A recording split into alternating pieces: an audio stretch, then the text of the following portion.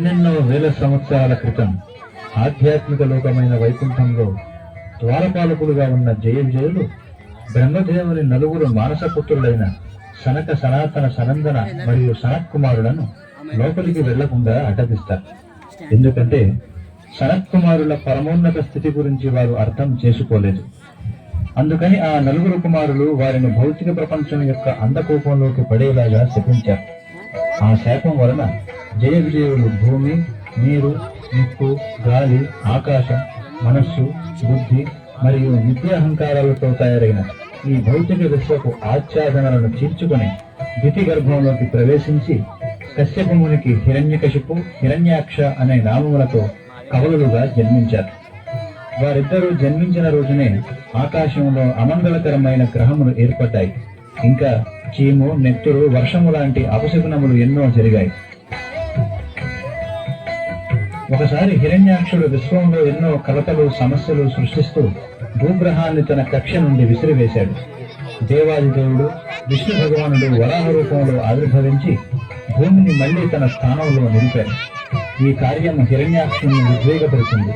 అందువలన అతను విష్ణువు ఎదురుగా వెళ్లి యుద్ధం చేస్తాడు.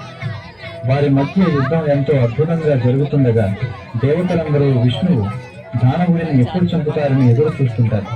అంతిమంగా విష్ణువు రాక్షసుని తన పాలముతో క్రిందికి తన్ని చంపివేస్తారు. హిరణ్యకశిపుడు తన అనుజుడు హిరణ్యాక్షుని మరణ వార్తను విని శోకించాడు.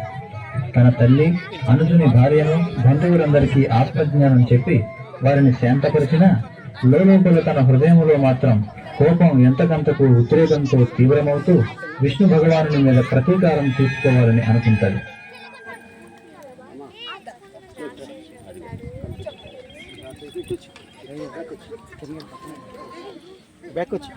ఇంకా బ్యాక్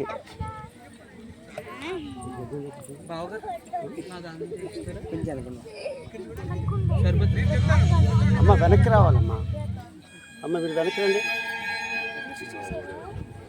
ఓ దానవులారా, దైత్యులారా, నేను చెప్పేది వినండి. నా శత్రువులైన దేవతలు నా తమ్ముడు హిరణ్యాక్షుడిని చంపేశారు. ఆ మోసగాడు విష్ణువు వరాహ రూపాన్ని తీసుకొని నాకు ఎంతో ప్రియుడైన రాక్షసులలో ఉత్తముడైన నా సోదరుడిని చంపడానికి వాళ్లకు సాయం చేశాడు. అందుకని మనం వాళ్ళను చంపి తీరాలి. నా త్రిశూలంతో ఆ విష్ణువు శిరస్సును ఖండిస్తాను. వెంటనే భూలోకంలోకి వెళ్లి సాధులందరినీ చంపండి, తీర్థస్థలాలను నాశనం చేయండి, ఆవులని వధించండి. వెళ్ళండి, వెంటనే వెళ్ళండి.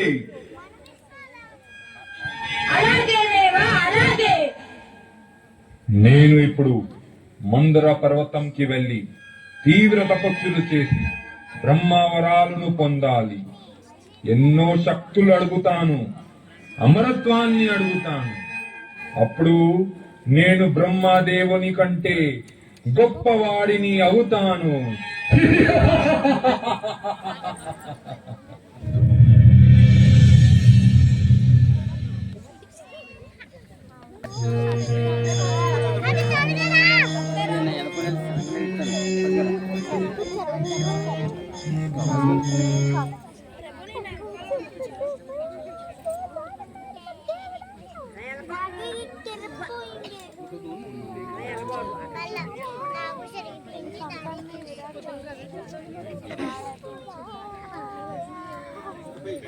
ఇంద్రాది దేవతలు హిరణ్యకశిపుని తీవ్ర తపస్సులను చూసి ఆందోళన చెందుతారు.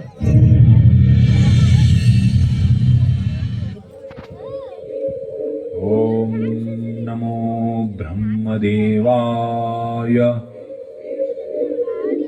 ఓం నమో బ్రహ్మదేవాయ.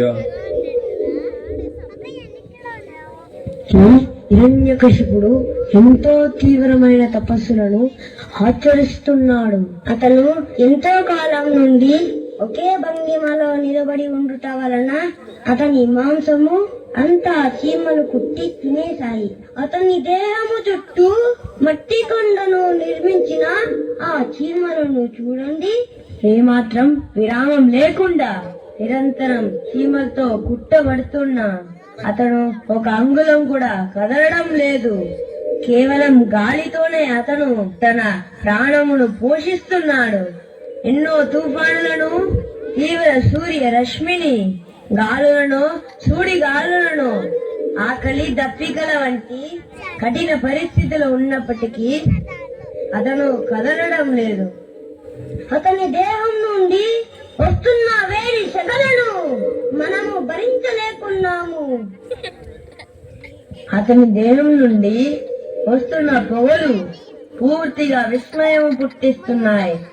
అవి పర్వతములు, ద్వీపములతో నిండి ఉన్న ఈ భూగ్రహమును కప్పడంతో కంపిస్తున్నాయి. అతని తపస్సుల వలన నక్షత్రములని ఆకాశములో చెదిరిపోతున్నాయి. అన్ని దిక్కులు మంటలతో మండిపోతున్నాయి. ఈ కలతల వలన మేము మా నివాసాలలో కాని మా గ్రహములలో కాని ఉండలేకున్నాము. మనము తప్పనిసరిగా దీని గురించి ఏదో ఒకటి చేయాలి. మన దీన స్థితి గురించి బ్రహ్మదేవుని దగ్గరికి వెళ్లి వివరిద్దాం. పదండి. ఈ భౌతిక సమస్యను పరిష్కరించడానికైనా జీవులందరూ పై అధికారి దగ్గరకు వెళతారు. భౌతికవాదులు ప్రతి సమస్యను వాళ్ళ సొంతంగా పరిష్కరించి దానిని అభివృద్ధిలాగా ప్రకటించుకుంటారు. భగవద్గీతలో శ్రీకృష్ణుడు ఈ లౌకిక ప్రపంచమును దుఃఖాలయంగాను, ఇక్కడ ఉండే ఆనందమును తాత్కాలికముగా వర్ణించారు. వైదిక సంస్కృతిని అనుసరిస్తూ ఇంద్రుడు సమస్యను పరిష్కరించాలని బ్రహ్మదేవుడిని ఆశ్రయిస్తాడు.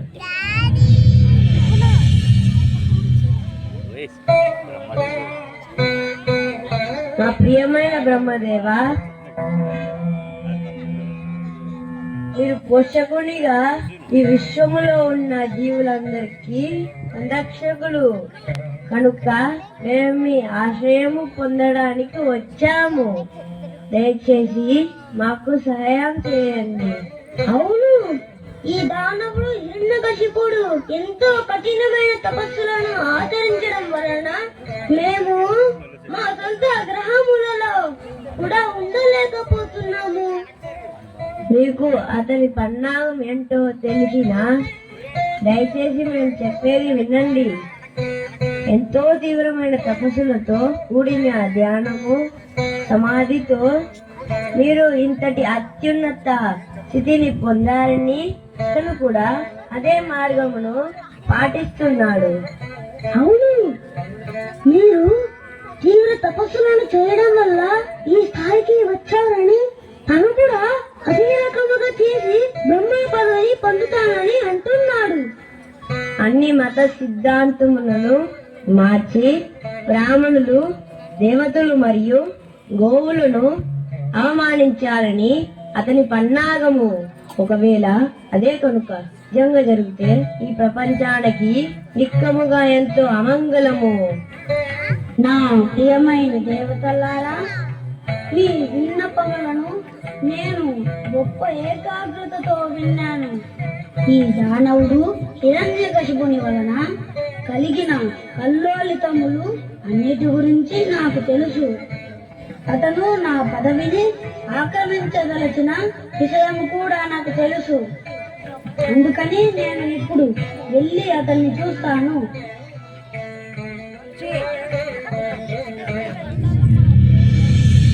రావులలో తపస్సు చేసే సమయంలో అతని భవనానికి వెళ్ళారు. ఇంద్రుడు కయాదు గర్భంలో ఉన్న శిశువుని చంపి నరకానికి పంపుతానని బెదిరిస్తాడు. నిస్సహాయతో ఉన్న కయాదు గొప్ప సాధువర్తనుడైన నారద మహర్షి చేత రక్షింపబడింది. ఎందుకంటే కయాదు గర్భంలో ఉన్నది కృష్ణ భగవానుని ఉన్నత భక్తుడు ప్రహ్లాదుడు అని ఆయనకు తెలుసు. ఆమె గర్భంలో ఉన్న శిశువు పాపరహితుడు, పవిత్రుడు మరియు శ్రీకృష్ణ భగవానుని ఉన్నత భక్తుడనే దివ్య సందేశమును నారద మహర్షి నుంచి విని ఇంద్రుడు గర్భంలోని శిశువు చుట్టూ ప్రదక్షిణం చేసి అక్కడి నుండి అదృశ్యమైనాడు.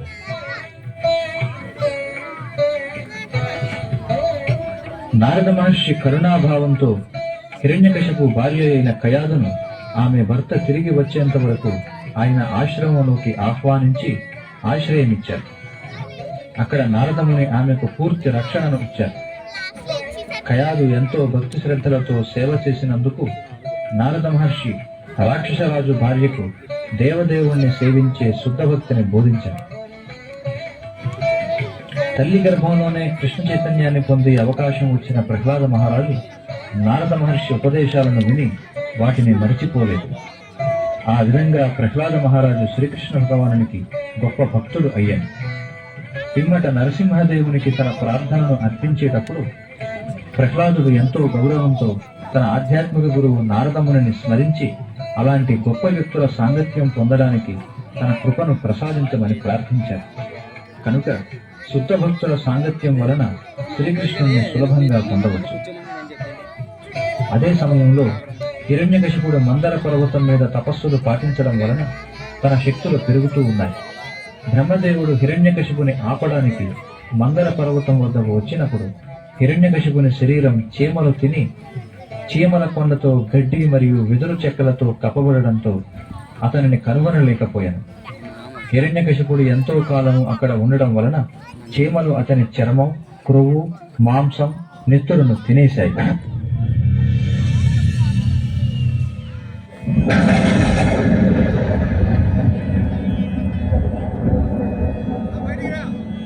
నీ సహనానికి నేను ఎంతో ఆశ్చర్యాన్ని పొందాను. చీమలు, పురుగులు నిన్ను కొడుతూ తింటున్నా నీవు నీ ఎముకలలో ఉన్న గాలితోనే ప్రాణాన్ని నిలుపుతున్నావు. నిక్కముగా ఇది అద్భుతం. ఓ అసురశ్రేష్ఠ, నీ తపస్సులకు నేను మెచ్చాను. ఈ కారణమున నీవు కోరినవన్నీ వరాలను ప్రసాదించేందుకు నేను సిద్ధముగా ఉన్నాను. నేను మానవుల కంటే దీర్ఘకాల ఆయుష్ కలిగిన దేవతలు ఉండే దైవలోకాలకు చెందిన వాడిని. అందుచేత నీవు మరణానికి చేరువ అయిన నీవు నాకు అర్పించిన ప్రార్థనలు వ్యర్థం కావు. ఈ విశ్వమున ఓ పరమ పురుషుడా, మీకు నా గౌరవపూర్వక ప్రణామాలు. మీరు ఈ విశ్వానికే సృష్టికర్తవు. మీ వల్లనే ప్రతిదీ ఉనికి పొందుతుంది. ఈ విశ్వములో ఉన్న ప్రతి జీవికి మీరే మూలం. అందువలన మీకు నా వినయపూర్వక ప్రణామాలు. ఓ బ్రహ్మదేవా, నేను ఎప్పటికీ మరణించననే వరములు ప్రసాదించండి. నా ప్రియ హిరణ్యకశిపు, మానవుల కాలమాన ప్రకారం నాకు మరణం లేనట్టు కనిపిస్తున్న వాస్తవంగా ఈ విశ్వమును పాలించే కాలం ముగిసిన వెంటనే నేను కూడా మరణిస్తాను. అయితే మీరు సృష్టించిన ఏ జీవి వలన నేను మరణించనని వరము ప్రసాదించండి. అలాగే తథాస్తు. ఇంకా నేను ఉదయము కాని రాత్రి కాని ఇంటి లోపల కాని బయట కాని ఆకాశమున కాని భూమి మీద కాని ఏ ఆయుధం కాని అస్త్రం వలన కాని ఏ జంతువు లేదా మానవుని వలన నేను మరణించనని, మీరు కాకుండా ఇంకొకరు సృష్టించిన ఏ జీవి వల్లనను నా మరణం సంభవించదని, జీవమున్నా లేదా జీవం లేని వస్తువు వల్లన నేను మరణం పొందనని నాకు వరమును ప్రసాదించండి. నేను ఏ దేవత వల్లన దానవుని వల్లన కాని అధో లోకాల్లోని పెద్ద సర్పం వల్లన కూడా చంపబడనని, ఈ విశ్వములో నాకు పోటీగా ఎవరు ఉండరనే వరం ప్రసాదించండి. అన్ని జీవుల పైన అధిష్టాన దేవతల పైన ఏకాఛత్రాధిపత్యమును ఆ పదవి వల్లన వచ్చే కీర్తినంతటిని ప్రసాదించండి. తీవ్ర దీర్ఘ తపస్సులు యోగాభ్యాసము వలన ప్రాప్తించే అన్ని రకముల యోగ శక్తులు ఎప్పటికీ నశించకుండా నాకు వరం ప్రసాదించండి. నాకు ఇవన్నీ తక్షణమే కావాలి. ఓ బ్రహ్మదేవా, ఇవన్నీ నాకు ప్రసాదించండి. ఓ హిరణ్యకశిపు, నీవు నన్ను అర్థించిన ఈ వరాలని ఎక్కువ మందికి పొందడానికే ఎంతో కష్టం. అయినప్పటికీ నా పుత్రుడా, సాధారణంగా లభ్యమవ్వని వీటిని నీకు నేను ప్రసాదించదను. ఇదే నా విజయము. నా గమ్యాన్ని నేను చేరాను. నేను అమరుణ్ణి. అందరూ నన్నే పూజించండి.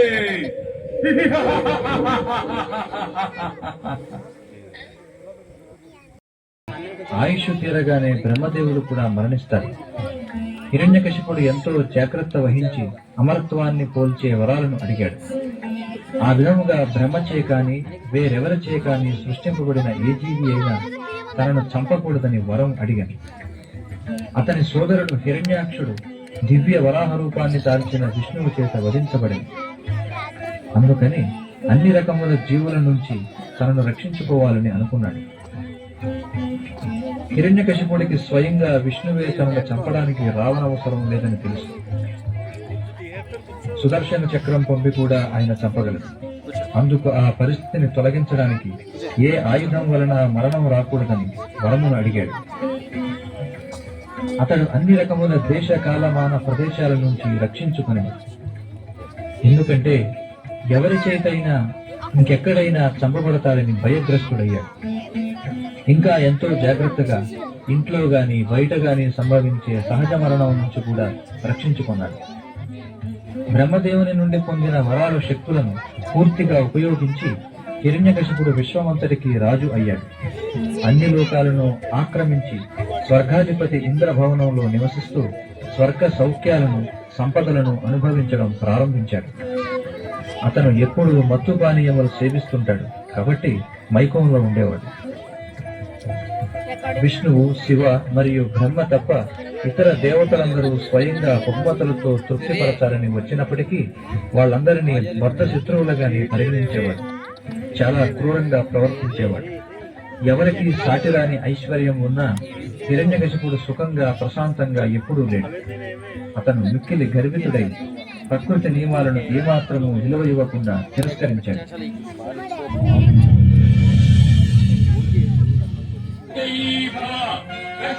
ప్రజాపతి తనో భవ, జై భవ, విజయీ భవ, నైత్యవంశ భయస్మానావార సుధాకర, జై భవ, విజయీ భవ, దానవకుల సార్వభౌమ హిరణ్యకశిప మహారాజ, జై భవ, విజయీ భవ.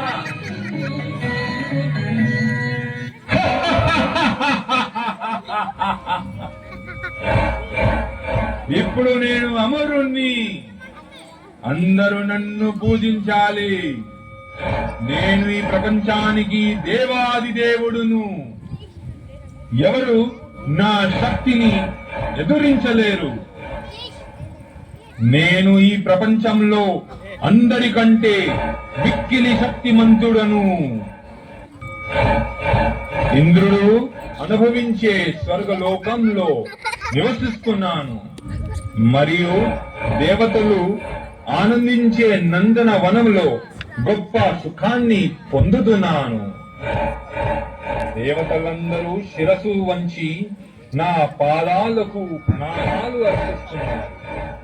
నేను వాళ్ళను అకారణంగాని దూషిస్తాను, దండిస్తాను.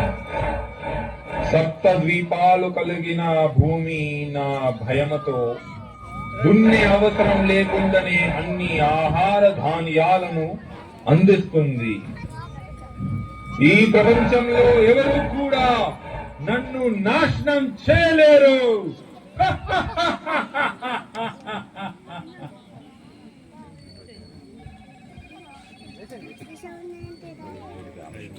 ప్రహ్లాదుడిని హిరణ్యకశిపుని గృహానికి తీసుకువస్తారు. అందుకు ఎంతో కృతజ్ఞతతో హిరణ్యకశిపుడు నారదమునికి ధన్యవాదములు తెలిపాడు. హిరణ్యకశిపుని నలుగురు నైపుణ్యవంతులైన పుత్రులలో ప్రహ్లాదుడు ఉత్తముడు.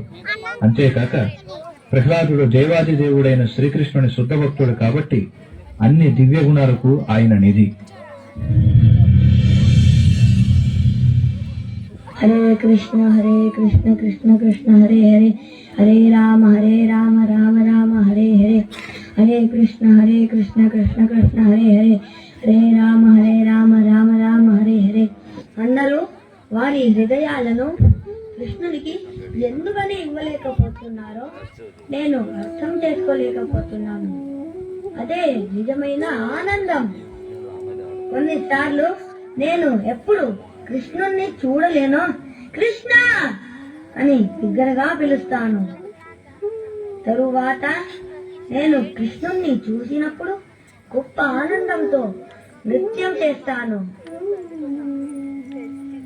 కొన్నిసార్లు నేను భగవంతుని పద్మహస్తాల స్పర్శ అనుభూతి పొందినప్పుడు ఒక్క మాట కూడా పలకలేను. మరియు ఎప్పుడైతే నేను కృష్ణుణ్ణి చేరలేనో తీవ్ర వేదనతో రోగిస్తాను.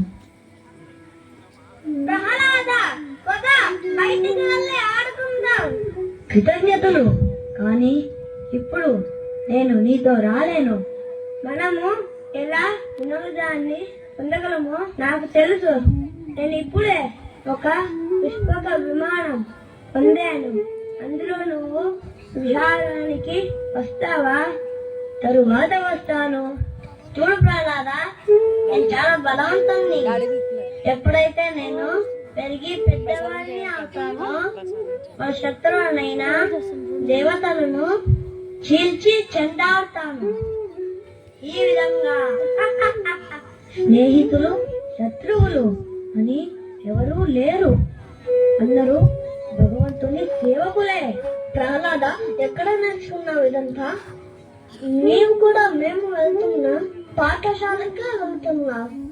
ఈ విధంగానైతే మన గురువులు షండ అమర్కులు బోధిస్తున్నారో అదే విధంగా నీవు దేవతలను ద్వేషించడం నేర్చుకోవాలి. నీవు భయపడట్లేదా? లేదు, నేను భయపడట్లేదు. ఎందుకు నువ్వు భయపడట్లేదు? ఎందుకంటే కృష్ణుడు నా ప్రియ మిత్రుడు. బహుశా నీవు భయపడకపోవచ్చు, కానీ మేము భయపడుతున్నాము. ఇదిగో నీ తండ్రి హిరణ్యకశిపుడు వస్తున్నారు. తరువాత కలుద్దాం ప్రహ్లాద. శుక్రాచార్యుని షండ అమర్క అనబడి ఇద్దరు పుత్రులకు ప్రహ్లాద మహారాజును విద్య నేర్చుకోవడానికి అప్పగించబడ్డాడు. గురువులు ఇద్దరు బాలునికి రాజకీయ, ఆర్థిక మరియు లౌకిక విషయాల గురించి నేర్పించాలని ప్రయత్నించినా బాలుడు వారి బోధనలను స్వీకరించలేదు. దానికి బదులుగా బాలుడు శుద్ధభక్తునిలానే కొనసాగాడు. ప్రహ్లాద మహారాజు ఎప్పుడు మిత్రులు శత్రువుల మధ్య తేడా ఉందనే యోచనను ఇష్టపడడు. ఆయన ఆధ్యాత్మిక స్వభావం ఉన్నవాడు కాబట్టి అందరి పట్ల సమానంగా ఉంటాడు. ఒకానొకసారి హిరణ్యకశిపుడు తన కుమారుడిని గురువుల నుంచి నేర్చుకున్న వాటిలో ఉన్నతమైన దానిని చెప్పమని అడుగుతాడు. ప్రహ్లాద, త్రిభువన సామ్రాజ్య ఆధిపత్యం కన్నా పుత్రుని ఆలింగనమే నాకు ఆనందం. ఓ ప్రహ్లాద, ఎలా ఉన్నావు? ఈ రోజు నీవు పాఠశాలకు వెళ్ళావా? నీవు పెద్దవాడివి అవుతున్నావు. త్వరలో నీవు నీ తండ్రిలాగా గొప్ప పరాక్రమం గల వీరుడు కావాలి. నీ చదువు బాగా కొనసాగుతుందా? సరే, నీవు విన్న అన్ని ఉపదేశాలలో ఏది అత్యున్నతమైనదని నీవు అనుకుంటున్నావో దాన్ని నాకు వినిపించు. ప్రియమైన తండ్రి, ఓ అసుర శ్రేష్ఠ, రాక్షస రాజా, నేను నా ఆధ్యాత్మిక గురువు నుండి నేర్చుకున్న దానిలో ఎవరైనా వ్యక్తి తాను తాత్కాలిక శరీరం, తాత్కాలిక గృహస్థ జీవితాన్ని స్వీకరిస్తే ఎన్నో బాధలు పడవలసి వచ్చును. ఎందుకంటే ఆ జీవితం చీకటి బావి వంటిది. అందులో నీరు ఉండదు. కేవలం బాధలు, ఆందోళనలు మాత్రమే ఉంటాయి. ప్రతి ఒక్కరూ అటువంటి స్థితిని వదిలివేయాలి మరియు బృందావనానికి వెళ్ళాలి. అక్కడ కేవలం కృష్ణ చైతన్యం మాత్రమే ఉంటుంది మరియు అందరూ దేవాది దేవుని యొక్క శరణాగతి పొందాలి. ఏమిటిది? నా శత్రువు మాటల వలన నా కుమారుని బుద్ధి భ్రష్టు పట్టినది. నా శత్రువులు దేవతలు ఖచ్చితంగా ఈ బాలునికి విషపు మాటలు చెప్పి ఉంటారు. ఈ బాలుని గురువులైన షండ, అమర్క తొందరగా ఇక్కడకు రండి. రాజాది రాజా హిరణ్యకశిపుకి జై. చెప్పండి మహారాజా, మేము మిమ్మల్ని ఎలా సేవించగలము? ఈ బాలుడు ప్రహ్లాదుడు విషపూరితుడు అయ్యాడు. నిజంగా? ఇప్పుడే వైద్యుని పిలుస్తాను. తొందరగా కింద పడుకొని నీ పాదాలు పైకి లేపి ఉంచు. మూర్ఖులారా, అది కాదు. మీరు సరిగా అర్థం చేసుకోలేదు. విషపూరితమైనది ఇతని మనసు. ఓ మహారాజా, మీరు ఏమంటున్నారు? కృష్ణుడు నా శత్రువు. ఇంకా నా కుమారుడు మరియు ఇతర అమాయక బాలులను శ్రీకృష్ణుని పూజించేవారు చూడడానికి వీలు లేకుండా వారిని నేను బహిష్కరించాను. నేను ఏ భక్తుడిని ప్రహ్లాదుతో మాట్లాడడానికి అనుమతించలేదు. మా ప్రత్యేక రక్షణలో ప్రహ్లాదుడు ఏ సాధువుతో కలవకుండా రక్షించాము. వారిని దూరంగా ఉంచాము. ఎలాగోలా మీరు విఫలులయ్యారు. శత్రువు వలన నా కుమారుని బుద్ధి భ్రాంతికి లోను కావడం నేను సహించలేకున్నాను. నేను ఎప్పుడు ఆ కృష్ణుడు నా కుమారుణ్ణి మోహింప చేయనివ్వను. ఓ దానవోత్తమ, దీని గురించి మేము ఏమి చేయగలము? నా ప్రియ దానవులారా, ఈ బాలుడు ఉపదేశంలో పొందే గురుకులంలో సంపూర్ణ రక్షణ ఇవ్వండి. నిశ్చయముగా, నిశ్చయముగా. చాలా జాగ్రత్తగా ఉండండి. నేను కొన్ని వారాలలో ఇతను ఎలా నేర్చుకుంటున్నాడు మళ్ళీ పరీక్షిస్తాను. కొన్ని నమ్మకస్తులైన సేవకులు షండ, అమర్కులు ప్రహ్లాదుడిని భయపెట్టి రాజకీయం, ఆర్థిక అభివృద్ధి విషయాల గురించి బోధించాలని ప్రయత్నిస్తారు. వారు ప్రహ్లాదుడిని మాయ చేయాలని వారి ప్రభువు హిరణ్యకశిపుడిని బాగా పొగుడుతారు.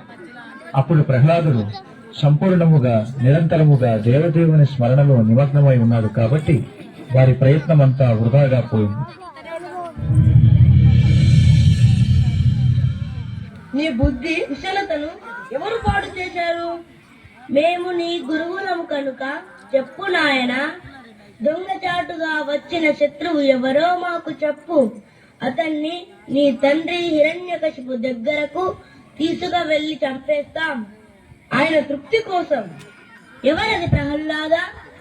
మనిషి బుద్ధిని పెడత్రోవ పట్టించి నా మిత్రుడు, నా శత్రువు అని తేడాలను సృష్టించిన బహిర్గత శక్తికి ప్రభు అయిన ఆ దేవాది దేవునికి నా గౌరవపూర్వక ప్రణామాలు అర్పిస్తున్నాను. ఇదివరకే ప్రామాణికుల నుండి విన్నాను, కానీ నేనిప్పుడు స్వయంగా చూస్తున్నాను. మా ముందు ఇలా మాట్లాడడానికి ఎంత ధైర్యం నీకు? ఈ అనవసర విషయాలన్నీ ఎక్కడ నేర్చుకున్నావు? నా ఆధ్యాత్మిక గురువు నారదుని కృప మరియు కృష్ణ భగవానుని నిర్హేతుక కృప వలన ప్రతి ఒక్కరూ భగవంతుని సేవకులని మరియు ఆయన మన కోరికలు సాధించడానికి అనుమతి ఇస్తారని నేర్చుకున్నాను. నా బెత్తమును నీ మీద ఉపయోగించక ముందే నీ వ్యర్థ ప్రసంగమును ఇప్పుడే ఆపు. ఓ బ్రాహ్మణులారా, ఏ విధంగా ఇనుము అయస్కాంతం చేత ఆకర్షితమవుతుందో నా చైతన్యం కూడా ఆయన కోరిక అనుగుణంగా మార్పు చెందింది. చక్రపాణి అయిన కృష్ణుని చేత నేను ఆకర్షింపబడ్డాను.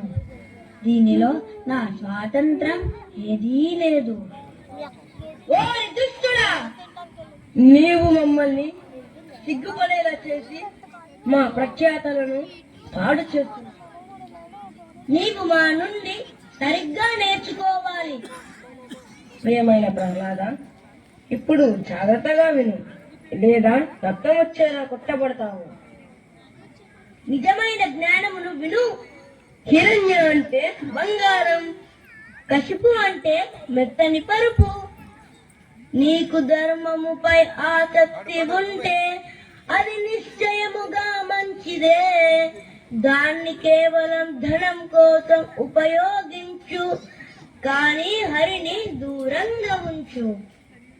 నీకు ఇష్టమైనవి భోగించు, అయిష్టమైన వారిని వధించు.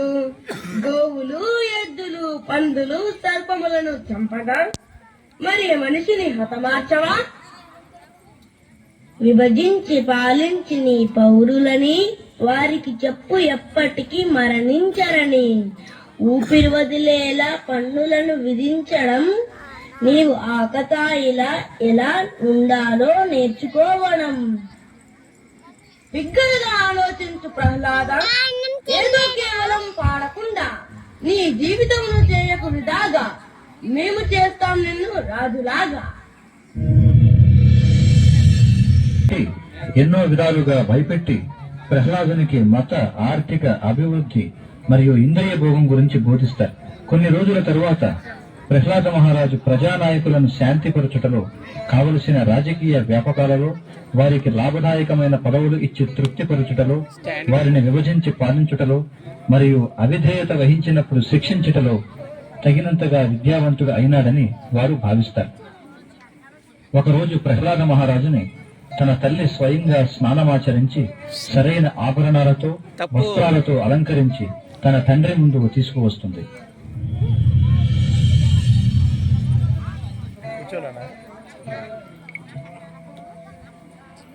నా ప్రణామాలు స్వీకరించు తండ్రి.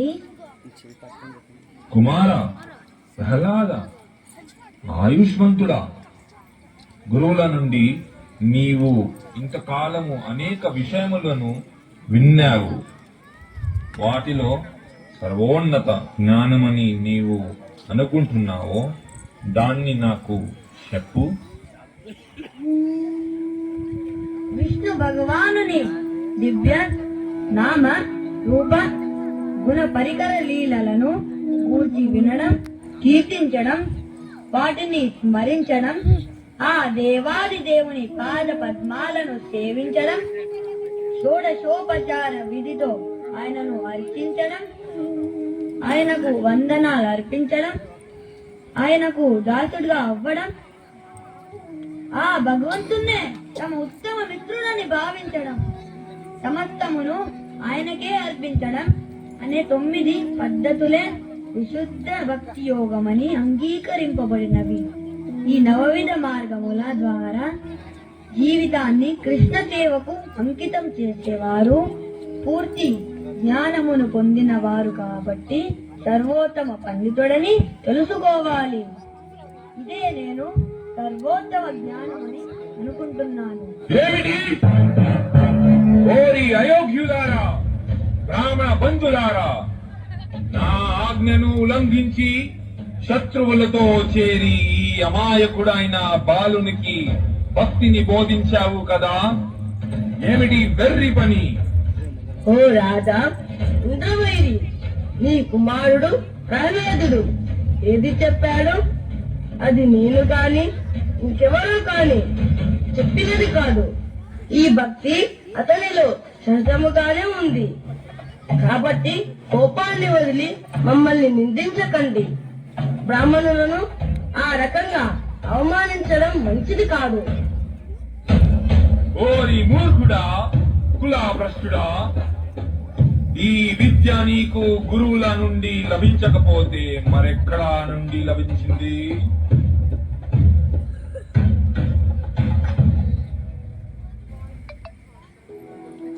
గృహస్థులు నిగ్రహము లేని ఇంద్రియాల కారణంగా నరకానికి పయనించే వారై నమిలిన పిప్పిని పదే పదే నములుతారు. ఇతరుల బోధనల ద్వారా కానీ తమ సొంత ప్రయత్నాల వలన గాని లేదా ఆ రెండు పద్ధతులను ఉపయోగించినా గాని వారి మనస్సు ఏ రోజు కృష్ణుని వైపు మొగ్గు చూపదు. అసురులారా, ఈ బాలుని నా నుండి దూరంగా తీసుకొని వెళ్ళండి. ఇతడు అధారుడు. సాధ్యమైనంత తొందరగా ఇతన్ని వధించండి. ఈ ప్రహ్లాదుడు శత్రువైన విష్ణువు దాసుని లాగా సేవ చేయడానికి కుటుంబాన్ని వదిలేశాడు కనుక నా సోదర హంతకుడే అయినాడు. అతన్ని చంపేయండి, అతన్ని చంపేయండి. ముక్కలు ముక్కలుగా నరకండి, ముక్కలు ముక్కలుగా నరకండి.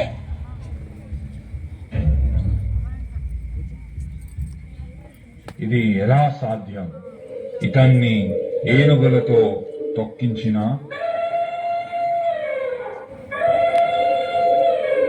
ఘోరమైన పాములతో కర్పించిన, వినాశకరమైన మంత్ర ప్రయోగం చేసిన, కొండ మీద నుంచి త్రోయించిన, విషము పెట్టిన, ఆహారం ఇవ్వకుండా పస్తులు ఉంచిన, తీవ్రమైన చలిగాలి అగ్ని జలముచే బాధించిన, పెద్ద పెద్ద రాళ్లతో మోదించిన చంపలేకపోయాము. ఇంకా తన తేజస్సు పెరుగుతూ ఉంది. ముల్లోకాలు నన్ను చూసి భయపడుతుంటే ఇతడు మాత్రం నా పక్కనే ఉన్న నిర్భయంగా తన స్వామి కృష్ణుణ్ణి స్మరిస్తున్నాడు. దేనికి భయపడనందున ఈ బాలుని శక్తి అపరిమితములా ఉంది. ఇతడు అమరునిలా ఉన్నాడు కనుక ఇతనితో ఉన్న వైరం వల్లనే నేను మరణిస్తాను కాబోలు, లేదా అది జరగకపోవచ్చు. ఓ దేవా, మీరు ఎంతో శక్తివంతులని మాకు తెలుసు. అందుకని ఈ మూర్ఖ బాలుని కోసం మీరు ఆందోళన పడాల్సిన అవసరం లేదు.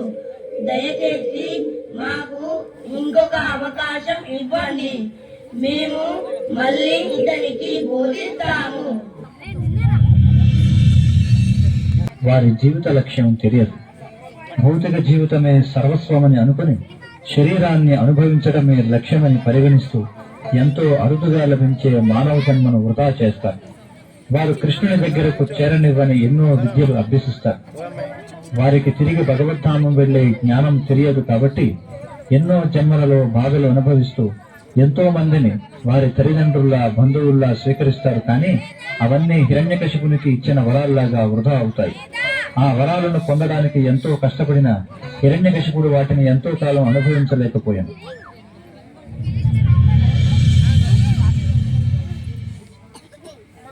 నీవు నీ మిత్రులతో పాఠశాలలో ఉన్నావు. నువ్వు వారిలాగానే ఉండాలి. ధనం, స్త్రీలు, అధికారం అనుభవించడం అదే జీవితం. నీ గొప్ప తండ్రి యొక్క అడుగులనే నువ్వు పాటించాలి. ప్రతి ఒక్కరూ నీ తండ్రినే పూజిస్తున్నారు. నీవు కూడా అదే చేయాలి. వేరే పని కోసం మేము వెళ్ళాలి. గురువులు బయటికి వెళ్ళారు. ఆడుకుంటాం రండి. నా దగ్గర బంతి ఉంది. రండి రా ప్రహ్లాద. మనం చిన్న పిల్లలం అని నాకు తెలుసు. మనకు ఆడుకోవాలని ఉంటుంది. కానీ మనం చిన్నగా ఉన్నప్పటి నుంచే కృష్ణ చైతన్యంని స్వీకరించాలి. లేదు ప్రహ్లాద, మేము దాని గురించి ముసలి వారిగా ఉన్నప్పుడు ఆలోచిద్దాం. అసుర కుటుంబంలో పుట్టి పుట్టిన మిత్రులారా, నీచమైన ఈ ఆటలతో ఎందుకు కాలం వ్యర్థం చేయుట? ఇంద్రియాల వలన పొందే సుఖము గత కర్మను బట్టి ప్రతి జన్మలోనూ లభిస్తుంది. దుఃఖం ఎలా వస్తుందో అలానే సుఖం కూడా ప్రయత్నం లేకుండానే లభిస్తుంది. అన్ని జన్మలలోనూ మానవ జన్మ దుర్లభము. మానవ జీవితము 100 సంవత్సరమునకు పరిమితము. ఆ 100 సంవత్సరములలో సగము రాత్రి రూపంలో నిద్ర వలన వ్యర్థమవుతాయి. మిగిలిన 50 ఏళ్లలో బాల్య, కౌమార, యవన దశలలో 20 ఏళ్ళు గడిచిపోతాయి. చివరికి మిగిలిన 30 ఏళ్లలో సంసారంలో చిక్కుకొని మానవుడు కామ, క్రోధం అనే 6 శత్రువులతో పీడించబడును. కనుక కాలం వ్యర్థం చేయకుండా భక్తి యోగముతో కృష్ణ ప్రేమను పొందుట యుక్తము. కృష్ణ నామం కంటే మధురమైనదే లేదు. అలాగే ప్రహ్లాద, ఎలా చేయాలో నాకు తెలియదు. చాలా సులభం. ఈ మంత్రాన్ని జపిస్తే ఎవరైనా దేవాది దేవుణ్ణి సంతృప్తి చేయొచ్చు. నా తర్వాత మీరు కూడా చెప్పండి. హరే కృష్ణ హరే కృష్ణ హరే కృష్ణ హరే కృష్ణ కృష్ణ కృష్ణ హరే హరే కృష్ణ హరే హరే హరే రామ హరే రామ హరే రామ హరే రామ రామ రామ హరే హరే రామ రామ హరే హరే. ఆపండి, ఆపండి, వెంటనే ఆపండి. నువ్వు రాక్షసులను అవమానిస్తున్నావు. ఎందుకు? పనికిరాని నీ భక్తితో ఈ రాక్షస పుత్రులందరినీ పాడు చేశావు. చాలు, నేను నీతో విసుగు చెందాను. నువ్వు హిరణ్యకశిపుని పుత్రుడవై నిన్ను ఏదైనా ఆయనను తోచినట్లు చేయగలడు.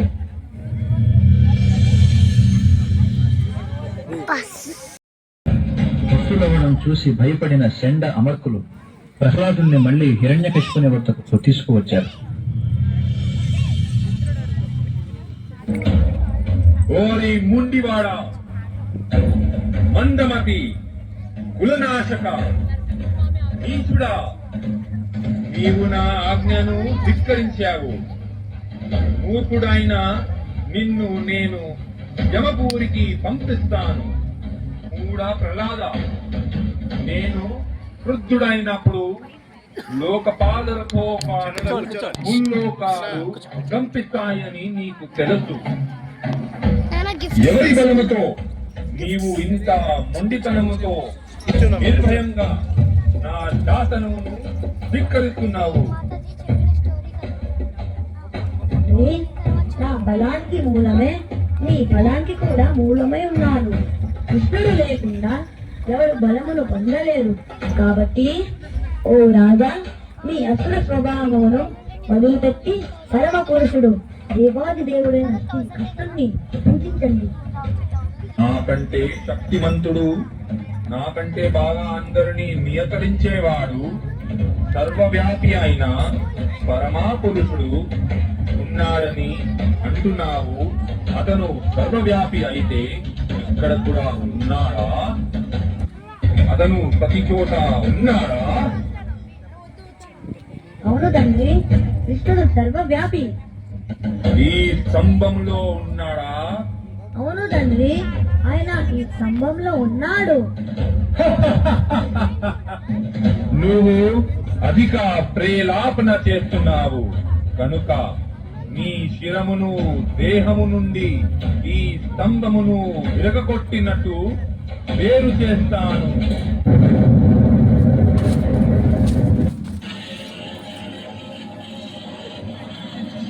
ఏమిటి విచిత్ర రూపం? ఏమిటి అది?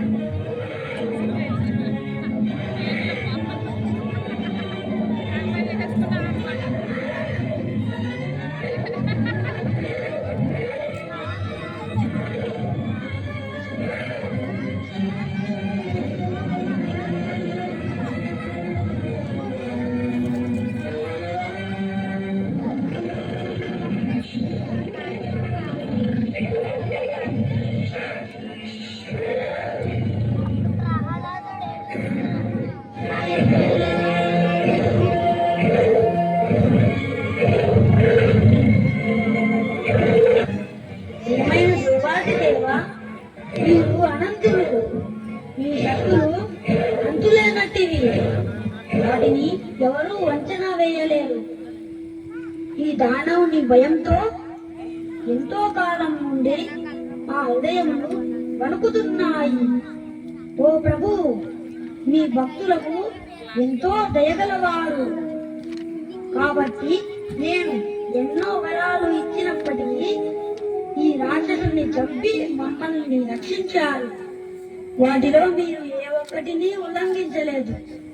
అతను పగలు కానీ రాత్రి కానీ కాకుండా సంధ్యా సమయంలో ఇంటి లోపల కానీ బయట కానీ కాకుండా గడప మీద మనిషి కానీ జంతువు కానీ దేవత వలన కానీ కాకుండా నరసింహుని వలన ఆకాశంలో కానీ సముద్రంలో కానీ గాలిలో కానీ కాకుండా మీ బడిలో చంపబడ్డాడు.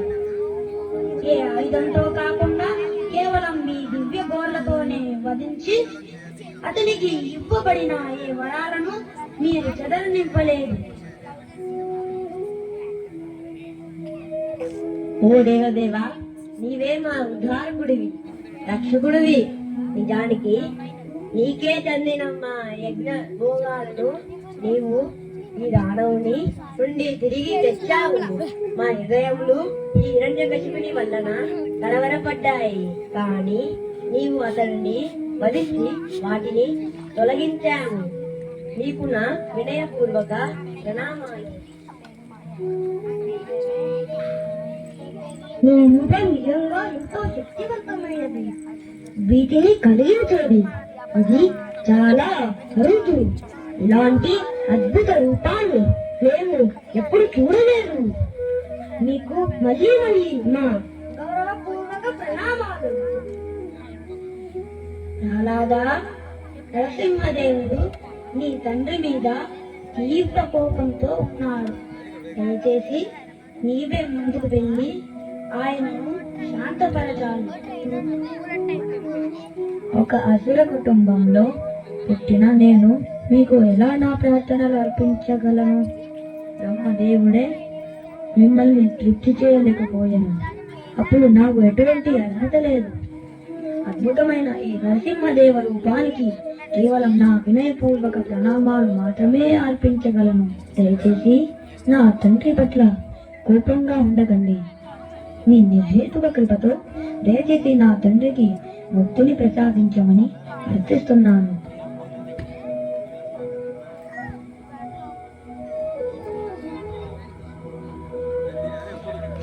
హరే కృష్ణ.